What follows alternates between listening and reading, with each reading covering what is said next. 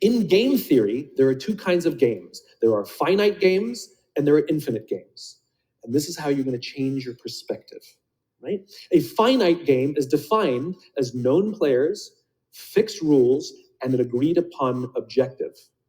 Baseball, for example. We know the rules, we all agree to the rules, and whoever has more runs at the end of 9 innings is the winner, and the game is over. No one ever says, if we can just play 2 more innings, I know we can come back. It doesn't work that way. The game is over, right? That's a finite game. Then you have an infinite game. Infinite games are defined as known and unknown players. The rules are changeable, and the objective is to keep the game in play, to perpetuate the game. When you pit a finite player versus a finite player, the system is stable. Baseball is stable, right? When you pit an infinite player versus an infinite player, the system is also stable, like the Cold War, for example, because there cannot be a winner and a loser. There are no winners and losers in an infinite game, right? It doesn't exist.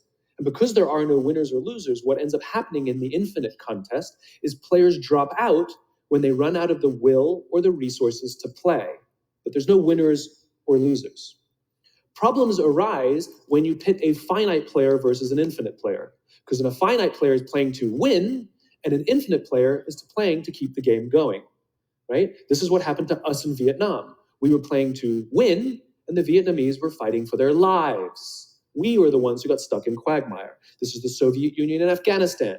They were trying to beat the Mujahideen, and the Mujahideen would fight for as long as is necessary. Quagmire. Now let's look at business. The game of business has pre-existed or has existed long before every single company that exists on this planet today. And it will outlast every single company that exists on this planet today. There's no winning the game of business. And the reason is because we haven't agreed to the rules. I get such a kick out of this. You realize how many companies actually don't know the game they're in, right? Listen to the language that the companies use. We're trying to beat our competition. We're trying to be number one. Did you know that we were ranked number one? Look at the listing. Based on what criteria? Revenues, profits, market share, square footage, number of employees, based on what time frame? A quarter, a year, 5 years, 10 years, 20 years, 50 years, 100 years? I haven't agreed to those standards. How can you declare yourself the winner? How can you declare yourself number one where no one else in the game has agreed to the rules? It's arbitrary.